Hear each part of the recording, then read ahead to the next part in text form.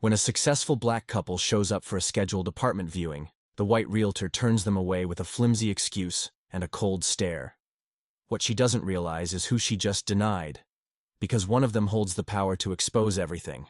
What follows is a quiet storm of dignity, truth, and long-overdue justice. The late afternoon sun cast a golden hue over the gleaming glass of the high-rise, the kind of place that boasted rooftop pools, concierge service, and listings that never stayed available for long. Kendra Wright stepped out of the sleek black sedan, smoothing the front of her ivory blouse as she glanced up at the building. Malcolm joined her at the curb, locking the car with a soft chirp. He adjusted his blazer, straightened his watch, and gave her a reassuring nod. "This is it," he said, voice calm but warm. "New beginnings." They walked hand in hand toward the entrance, Kendra clutching a leather folder with their paperwork. She was already envisioning dinner parties on the balcony, a nursery down the hall. They had worked hard. Kendra, a marketing director for a Fortune 500 firm. Malcolm, a public policy consultant with the state. They were ready. Kendra pressed the buzzer. Nothing. She pressed again. A few seconds passed. The intercom crackled to life. "Hello?" a woman's voice snapped. "Hi, it's Kendra and Malcolm Wright. We have a 4:30 showing for Unit 19B, Kendra said, smiling instinctively at the speaker. Silence. Then, after a pause just long enough to prickle the skin, the door clicked. They stepped into the cool marble lobby and waited. Footsteps echoed. The realtor approached from the hallway. Slim, mid-40s, blonde bob, clipboard in hand. She stopped short when she saw them. Her expression stiffened, and her eyes flicked, first at Malcolm, then at Kendra, then quickly away. "You're the Wrights?" she asked, her voice already coated in something brittle. "Yes," Kendra said, extending her hand.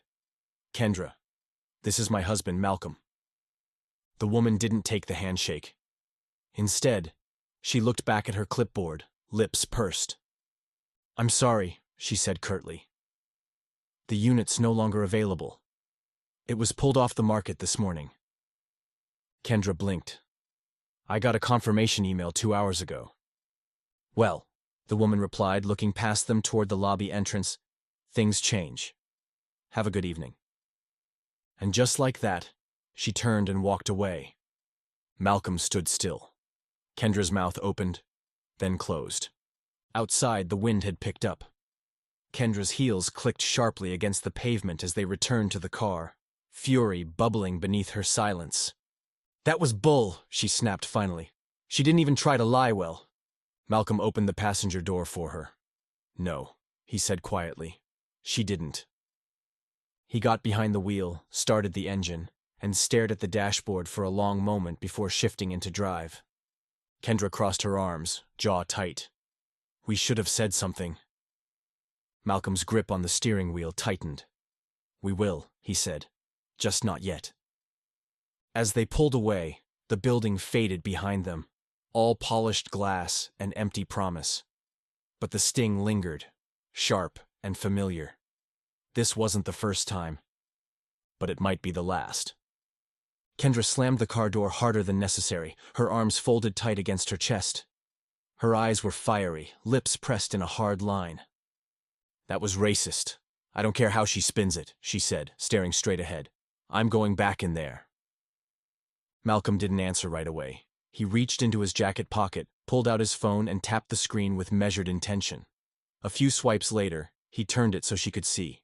An email chain sat open, the header bold and unmistakable. Viewing confirmation. Unit 19B. "Look," he said, his voice low. "This wasn't some casual inquiry. I scheduled this 3 days ago, using my work account." Kendra's eyes scanned the signature block. Her jaw slackened slightly. "Malcolm Wright, Deputy Director, Housing and Urban Development, State of Louisiana." "You didn't tell me you used that email," she said. "I didn't think I had to." She looked at him, blinking hard. The pieces were clicking into place. "You think she saw the names and expected something else?" Kendra said. Malcolm nodded once. "I didn't lead with the title, just our names. She probably assumed we didn't belong there." Kendra turned away, her breath sharp. And she didn't even flinch when she shut us down. Nope.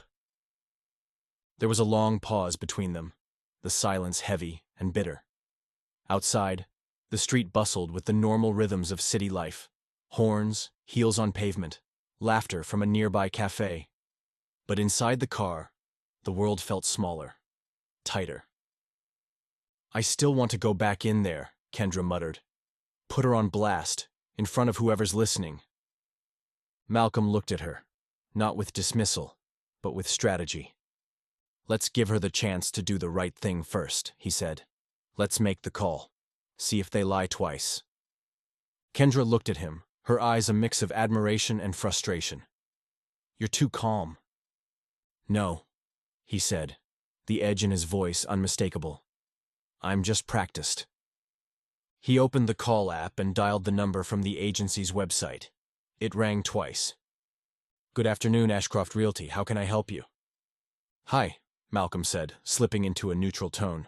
I saw the listing for Unit 19B. Is it still available? A short pause. Then, yes it is. We can schedule a showing this week. Would Thursday work? Malcolm's eyes didn't leave Kendra's. He raised an eyebrow. Thursday sounds great, he said. I'll be in touch. He ended the call, the silence between them now filled with something colder than anger. Certainty. Kendra leaned back in her seat, her voice quieter now. She didn't just slam a door, she lit a match. Malcolm nodded slowly, his gaze fixed on the windshield. And now, he said, we watch what burns. Malcolm sat at the kitchen island, laptop open, fingers hovering over the keys. The cursor blinked on a blank complaint form, a quiet pulse against the silence that had settled between him and Kendra. Outside, the sun was setting, casting a soft orange glow across their modest townhome. But neither of them noticed. The air was too thick. Kendra stood by the sink, arms crossed, still dressed from the apartment visit, though her heels were now kicked off in the corner. Her voice broke the silence. She judged us before we even opened our mouths. Malcolm didn't look up. Yeah. Didn't care about our income, our credentials, our character. Just saw skin. He nodded slowly, jaw tight, and made a decision. Kendra moved to the table, pulling out a chair across from him. Her eyes were wet but sharp. You sure you want to do this through your office? It could get messy. Malcolm exhaled. It's already messy. He clicked Start Complaint, then began typing with practiced precision.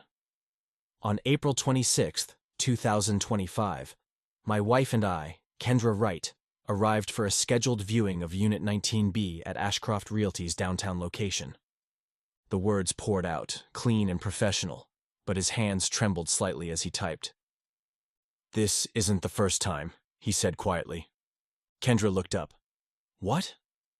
He leaned back in his chair, staring past her. I've been passed over at restaurants, tailed in stores, called aggressive in meetings for raising the same points a white colleague gets praised for. Every time I brush it off, tell myself it's not worth the fight. She watched him, eyes softening. But today? He shook his head. Today, I watched someone look at you, the woman I love, and decide you weren't good enough, without knowing a damn thing about you. His voice cracked at the edges. Kendra reached across the table, resting her hand on his. You don't have to carry this alone. I know, he whispered. But I'm tired, Kendra. I'm so tired of pretending it's not still happening, that we're past it. We're not.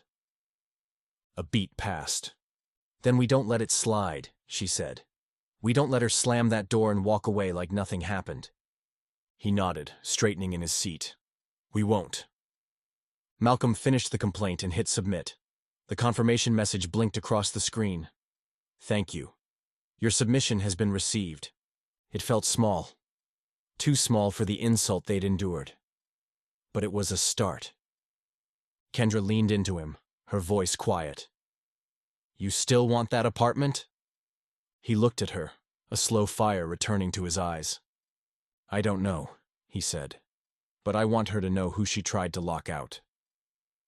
The lobby was just as polished as before, gleaming floors, Fresh orchids on the reception desk, soft jazz humming through invisible speakers. But this time, Malcolm walked in alone, his presence deliberate. He wore a navy suit tailored to perfection, his state-issued ID clipped inside his briefcase, his posture tall. Every step echoed like a statement. You missed your second chance. Carla Jensen met him at the entrance of Unit 19B, clipboard in hand, smile stiff. She didn't recognize him. "Mr. Wright?" she asked, voice saccharine. "That's right," Malcolm replied, offering a firm handshake she now hurried to accept. "Well, come in. It's a beautiful unit. Open floor plan, skyline views, recently renovated," she said, motioning him inside. The apartment was just as stunning as the listing had promised. Sunlight poured in through floor-to-ceiling windows, catching the chrome finishes on the kitchen appliances. She led him through the living space, her voice a practiced rhythm of real estate charm. Malcolm let her speak, for exactly 40 seconds. Then he stopped in the center of the room. "Quick question," he said, his tone calm but edged. "Didn't you turn away a couple from this unit last week?" Carla blinked, thrown off rhythm. "I'm sorry?" "A black couple. My wife and I." Her face froze, eyes darting in confusion. "We had an appointment. Confirmed. You told us the unit was off the market." Recognition flickered in her expression. Then dread. I didn't realize that was you. There must have been some sort of—" "There wasn't," Malcolm interrupted. "I've got the emails, the phone call to your office, even a recording of this conversation. You didn't forget, you decided." Carla's mouth opened, closed. Color drained from her cheeks. "I was following policy. There were safety concerns about the unit that day." There weren't. His voice was steady, but it carried weight now. "I'm the Deputy Director of Housing and Urban Development for the state of Louisiana, and I've filed a formal complaint with your agency, with the State Board, and with the Fair Housing Office. Everything's documented. Your agency is under review." Carla's hands trembled slightly at her sides. "I didn't mean to offend anyone. It wasn't about race." "It always starts that way," Malcolm said. "But here's the difference. I'm not just a prospective tenant. I'm the system you assumed wouldn't notice." She stood speechless, her carefully constructed professional veneer unraveling. Malcolm turned toward the door, pausing only once. "You judged us, before a word was said. But now the mirror's on you." He left her standing in silence, the echo of truth ringing louder than any apology she didn't offer. The first headline hit the local news website quietly. State official alleges discrimination in real estate showing. By noon, it was everywhere. Malcolm's inbox flooded. Reporters, advocacy groups, former tenants. The footage from his second visit, captured discreetly on a hidden lapel camera, had been picked up by a local journalist with a reputation for uncovering systemic injustice. The video was grainy but clear. Carla's voice, her stammered excuses, Malcolm's calm revelation of his title. It all played like a slow, damning reveal, and people were watching. By the end of the day, the video had over 2 million views. Ashcroft Realty released a statement calling the incident deeply concerning and announced Carla had been placed on administrative leave pending investigation. But the damage was already done. Malcolm's phone buzzed nonstop. People shared their own stories, some nearly identical. Black couples turned away, listings suddenly unavailable. Questions met with cold detachment. A pattern was forming, and this time, it had receipts. Then came the interviews. A retired school teacher, a military veteran, a college student. One after another, they stepped forward, sharing how Carla Jensen, or others at her agency, had made them feel small, invisible, less than. Outside the building where it all began, a crowd gathered. Signs bobbed in the air. Fair housing for all. We belong here too. Bias has no home here. News crews angled for shots. Cars slowed to read the banners. The building that once symbolized exclusivity was now a backdrop for reckoning. Inside their own home, Kendra and Malcolm sat on the couch, the TV muted, watching the coverage unfold. Kendra's phone buzzed again. Another interview request. She ignored it. "Did you ever think it would go this far?" she asked, her voice soft. Malcolm exhaled slowly. "I hoped it would go far enough." Kendra leaned into him, resting her head on his shoulder. "You stayed calm when I wanted to scream. You saw the long game." "I've seen this game played too many times," he said, "but for once, we played it on our terms." There was no gloating in his tone, no triumph, just quiet resolve. The real estate board confirmed an internal audit was underway. Ashcroft Realty pledged diversity retraining, though to many, it felt too late. Carla had gone silent, her online profile scrubbed, her agency biography removed. But the conversation she tried to shut down had already kicked in the door. Malcolm glanced at the muted screen. Protesters marched with dignity. Voices rose, not in rage, but in truth. This wasn't about ruining someone's life, he said. It was about making sure she couldn't quietly ruin anyone else's. Kendra nodded. "And making sure our future child never has to knock twice just to be seen." The envelope arrived on a rainy Tuesday. No return address, just neat handwriting and a single stamp. Malcolm found it in the mailbox, tucked between a water bill and a realtor's flyer for another high-rise development. He turned it over slowly in his hand before stepping inside. Kendra was setting the table for dinner, the smell of roasted garlic filling the air. Malcolm handed her the envelope without a word. She read the name on the front, Mr. and Mrs. Wright, and her expression shifted. Recognition, disbelief, hesitation. "You going to open it?" she asked. Malcolm nodded and slid his finger under the seal. Inside was a single page of cream-colored stationery, filled top to bottom in careful script. He read aloud. "Dear Mr. and Mrs. Wright, I've spent the last few weeks replaying our encounter over and over. I don't expect forgiveness, and I certainly don't deserve it. But I need you to know. I see it now. The way I looked at you. The assumptions I made. The excuses I clung to when I was caught. I've been working in this field for over 15 years, and in all that time, I never once thought I'd be held accountable. That's part of the problem, isn't it? People like me move through the world unchecked, unaware or unwilling to see the damage we leave behind. I judged you. Without reason. Without thought. And I was wrong. Not just in that moment, but in the quiet ways I've allowed bias to guide my choices for years. I'm confronting that now. Not because I was exposed, but because I was finally forced to see. I don't expect you to write back, but I needed to say it. I'm sorry. Carla Jensen." Malcolm finished reading and folded the letter carefully, placing it back in the envelope. He sat with it for a moment, eyes unfocused, then stood and walked to his desk. He opened his email, attached a scanned copy of the letter, and typed a single sentence in the message field. "Education, accountability, and justice are inseparable." He clicked send. The next morning, they met their new real estate agent in the lobby of a sleek but modest complex near the city's edge. Her name was Naomi Taylor, early 20s, sharp afro, warm eyes, and a nervous energy that made her all the more endearing. "Mr. and Mrs. Wright," she beamed, extending her hand. "It's an honor. Thank you for believing in me." "You've earned it," Malcolm said.